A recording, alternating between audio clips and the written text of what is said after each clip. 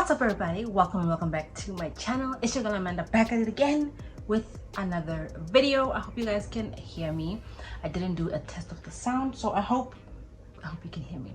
Anyway, in today's video we're going to be talking about thickening relaxed hair. I've been getting a lot of questions asking me basically, how are you working on thickening your relaxed hair? All through last year I kept talking about how I really don't care about what length my hair is at. I just want to thicken it again because it's thinning and I don't like thin hair. And because I know my hair, I know the potential that my hair has, I know what my hair can look like. So last year I started going on a thickening my relaxed hair. I don't want to say it's a challenge but it was a challenge for myself.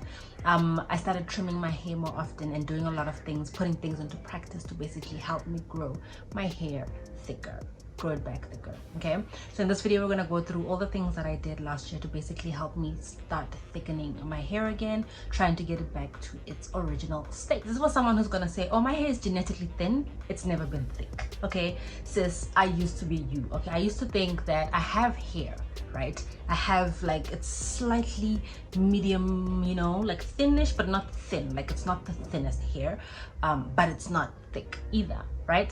I've never really had natural hair or long natural hair, so I do not know what my hair looks like if it's natural. I don't know if it's thick, I don't know if it's not thick, but looking at my new growth, I can tell I have like thickish natural hair. We'll see when I go natural one day, right?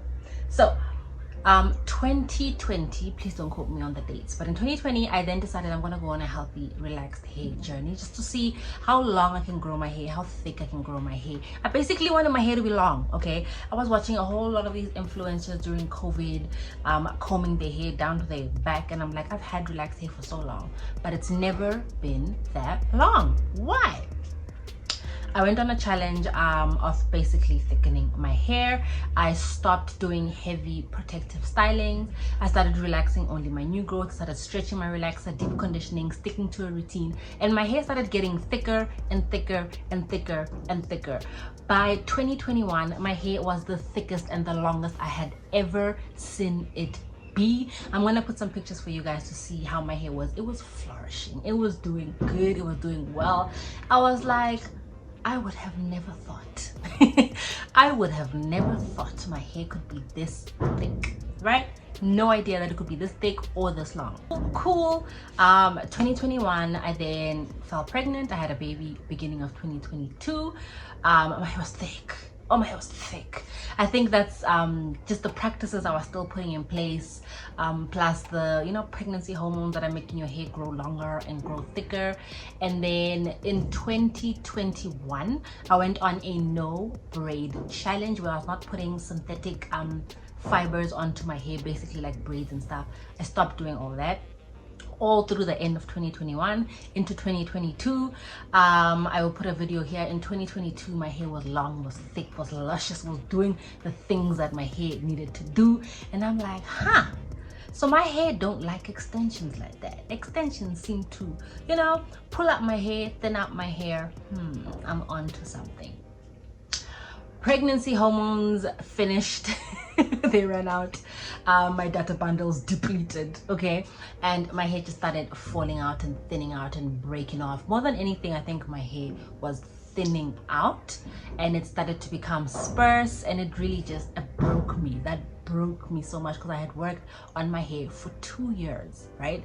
And within a period of 6 months my hair just, it finished. Okay, it finished. Going into 2023, I basically had thin, brittle hair. It was still heavily shedding. Whatever I did, my hair would grow and then break, grow and then break. So I was stuck at like a certain plateau, like the shoulder length. I was just stuck at that shoulder length and it just wasn't moving. And no matter what I did, I realized I don't think I'm over this postpartum shedding phase. I think my hair is still like heavily in this postpartum shedding. So I just kept my hair as a bob. I kept cutting it into a bob, trimming it into a bob, even though I knew it was just, it's still thinning, like at the top, even as the new growth came in, like it wasn't as thick as I know it to be. Fine. I started thinking maybe my hair thickness was taken by my child because she has luscious hair. You know, maybe she's the one who took my hair and it's just not meant to be thick anymore. Like it's just, you know, the new trend that my hair is gonna take. 2024, which is last year, I just started hating my hair so much. I wanted to cut my hair, but I'm like, let me give it one final push, right? The postpartum shedding is finished. I feel like I'm on the other side of it. I'm not seeing as much hair when I'm you know, combing it or washing it or all that stuff.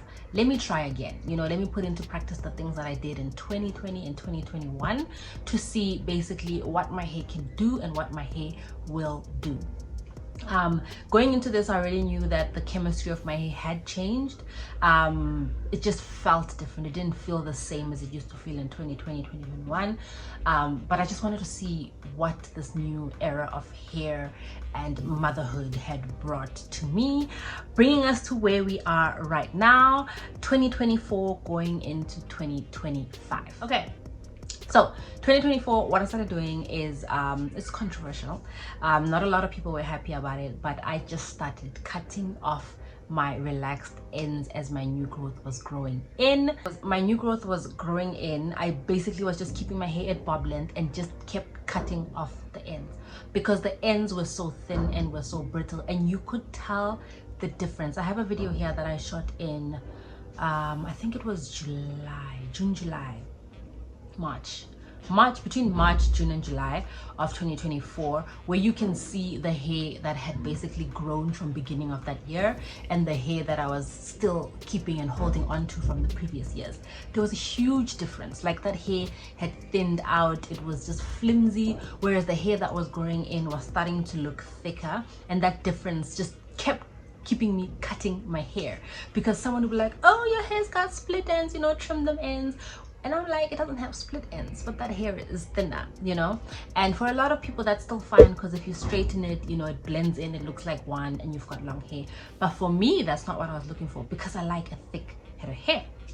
So basically, I went back into my routine of irregular washes, deep conditions, black tea rinses, limited my use of braids, so I didn't cut them off completely. I think I did braids twice. I did braids twice last year, and I think that is my rhythm. I think that's my okay rhythm that my hair is okay with, where I just do braids twice in a year. So the first half of the year I do braids once, the second half of the year I do braids once. I think that is okay with my hair. It doesn't seem to affect it as much as doing, you know, braids on a regular basis did 2020 and prior. These are the few steps that I'm going to give you guys that you can try, put into place to see the potential of your hair. I don't want to hear these things of, my hair is genetically thin. How do you know? I think you should give it a fair try, you know, look after your hair to its best potential, and then after that be like, oh no, I've tried 1, 2, 3, 4, 5, 6, 7 and my hair still comes out thin. Then I can be like, okay, maybe relaxers are not for you, right? The first thing I'm going to say is relax the new growth only. The reason I'm saying this is, as I was saying last year, my hair, because I was growing out the new growth, the thicker hair, the healthier hair, because postpartum shedding had ended, my ends started thinning out, right? They started looking thinner than, well, they were basically thin, but they started looking thinner and thinner because this hair was looking thicker and thicker, right?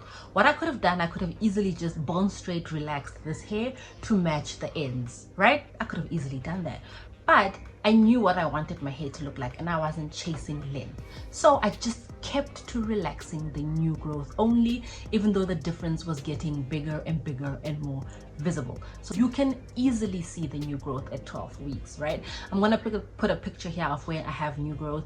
You can see the difference between my new growth and my relaxed ends. Trim off your split ends, trim off the thin hair, trim off the unhealthy hair, trim. I am so big on trims. I love to trim my hair. I'm constantly trimming my hair to a fault, to a point where people keep going, stop cutting your hair, okay? But I know what I want. I know what I'm chasing. I know what I'm looking for. If my ends are not looking right, I'm trimming them. I'm trimming them off. Like, I am trimming them off. Number 3, I'm going to say, avoid excessive heat.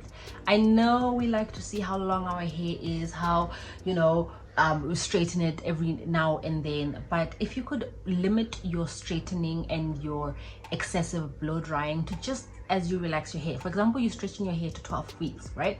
If you limit your straighteners or your hair straightening routine to once every 12 weeks, that would really have an improvement on your hair, because what that excessive heat does is it dries out your hair and the hair starts to break off. For another controversial thing, I know, I'm gonna say limit your use of synthetic fibers, the use of braids, braiding down your hair, like getting braids down the bust down to your knee, bust down to your what extra thick box braids, all of that stuff. I find that, one, synthetic hairs, I think, take this with a grain of salt, okay? I'm just telling you what has worked for me, but I think synthetic hairs break off our ends and our hair bit by bit at a time, right? I also think it dries out our hair, and we don't look after our hair as we should when we're in those hairstyles, right? Heavy box braids are already pulling and causing stress by the, what do you call this, by the base here, and you're already seeing like braids coming up with white bulbs. Your hair's not gonna get thinner if you're already like pulling it out bits at a time.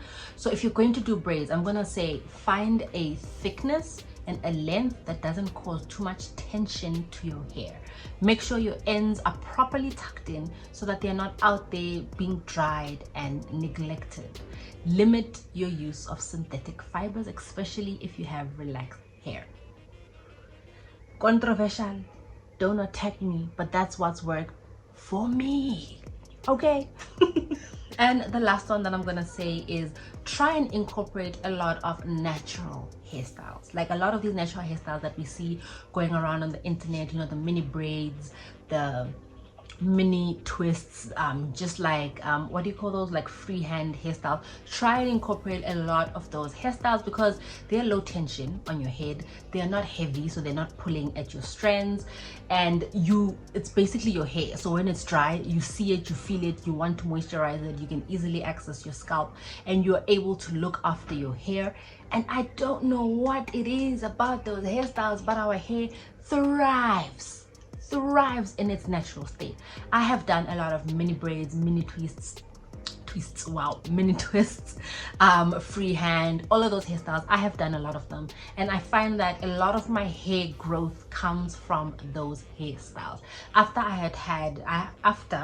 have had mini braids and mini twists for a while, every time I unbraid my hair, I'm just like, where did this length come from?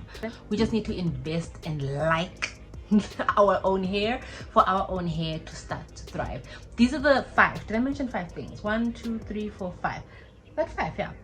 So these are the 5 things I've been doing between last year and this year that have really grown my hair in thickness, not in length.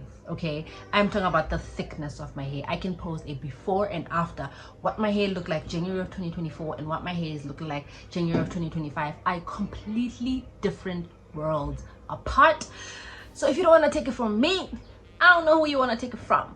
But for that person who's out there listening and wanting to know, where do I start off, this is the video for you. Again in my next video. Bye now.